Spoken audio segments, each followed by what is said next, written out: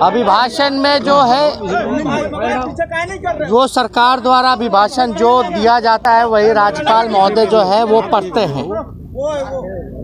सारी चीज़ें जो है झूठ है।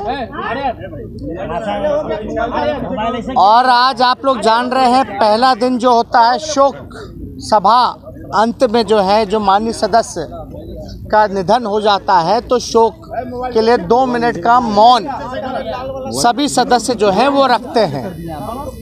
कल के बैठक में हम लोगों का प्रस्ताव था सभी विपक्षी दल का कि किसान आंदोलन में लगभग 260 लोगों से भी ज़्यादा किसान जो है शहीद हुए हैं, लेकिन अब तक जो है मुख्यमंत्री बिहार के नीतीश कुमार जी खामोश हैं, चुप्पी साधे हैं।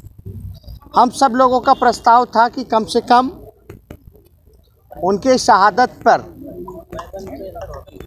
इस आंदोलन में जो उनकी मृत्यु हुई, लगभग 260 से भी ज़्यादा किसानों की, तो हम लोग कम से कम उन सभी किसान भाइयों के लिए 2 मिनट का मौन सभी साथी हम लोग रखें।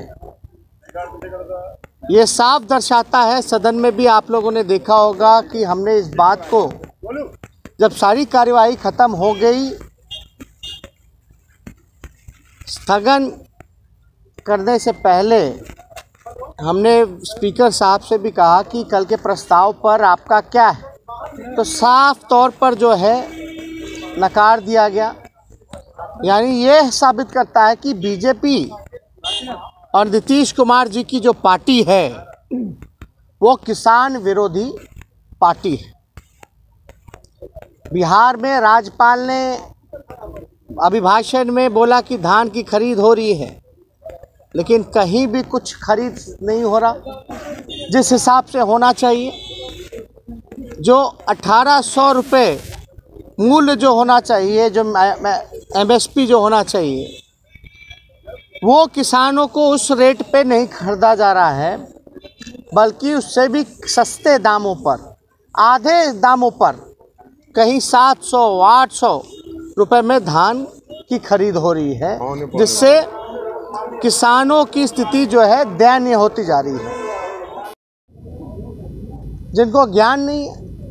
और ये तो बिहार अद्भुत है इस मामले में। कौन सा ऐसा परीक्षा है जिसमें पेपर लीक ना हुआ हो? कोई ऐसा एग्जामिनेशन हो, चाहे नियुक्ति का हो, चाहे बोर्ड परीक्षाएं के हो, ऐसा कोई परीक्षा नहीं जिसका पेपर या कोई सब्जेक्ट नहीं जिसका पेपर जो है लीक नहीं हो पाता। ये पूरा कॉकस है और इसमें पूरी तरीके से सरकार जो है, जो लोगों का हाथ है, जो कल्प्रिट हैं, उनको पास्ट में भी, इतिहास में भी उन्होंने प्रमोट ही किया है, सज़ा नहीं दी है। कई बार ये मसला सामने आया। कल जो अधिकारी बैठा था, जो कल्प्रिट था, उसको प्रमोशन मिला। ये गवाह लोगों के पास सबूत है। लेकिन ये क्या ऐसा चक्कर है कि बार बार सोशल साइंस या अन्य कोई परीक्षा हो उसका पेपर लीक करता है? तो कोई ना कोई जवाबदेही तो बनेगी। अब हमने सूचना दिया तो कम से कम एक नैतिक जिम्मेदारी होने के नाते मुख्यमंत्री को सदन को एड्रेस तो करना चाहिए था, बताना तो चाहिए था कि उनको सूचना क्यों नहीं मिली। अगर सूचना थी तो उन्होंने छुपाई क्यों? क्या कार्रवाई की? ये तो हम अपने बिहार के छात्रों छात्राओं के भविष्य के साथ खिलवाड़ कर रहे हैं।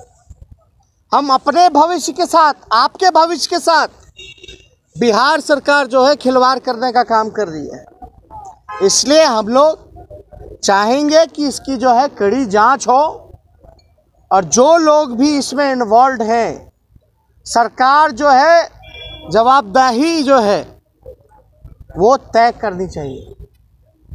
और हमको तो पता है कि नीतीश कुमार जी की अंतरात्मा जो है बंगाल के खाड़ी में डूब मरी है। अब अंतरात्मा जागने वाला नहीं, नैतिकता जागने वाला नहीं है। अब वो राज्यपाल आवाज जा करके इस्तीफा नहीं देंगे। उनका शर्म मिट चुका है, आंख का आंसू जो है वो सूख चुका है। उनको चिंता बिहार की नहीं बल्कि उनको चिंता अपनी कुर्सी की है। हम विपक्ष होने के नाते पूरी मजबूती के साथ बिहार की आवाज़ को, बिहार की समस्याओं को बिहार की विधानसभा में उठाएंगे और उम्मीद करेंगे कि सरकार में कुछ शर्म बाकी हो तो कार्रवाई करें। तो अगर आवाज़ नहीं उठाते तो ये बजट सत्र जो है मात्र 2 से 3 दिनों में ही ख़त्म कर दिया जाता।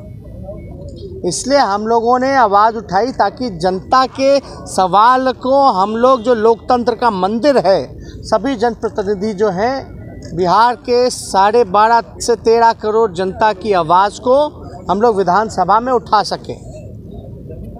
और आज मैट्रिक का परीक्षा चल रहा है, जहां 10वीं क्लास का सोशल साइंस का पेपर जो है वो लीक हो गया। आप बताइए, विपक्ष के नेता को जानकारी हो रही है कि सोशल साइंस का पेपर लीक हो गया, लेकिन सामने बैठे हुए शिक्षा मंत्री और बिहार के मुख्यमंत्री को ये जानकारी नहीं है कि पेपर लीक हो गया।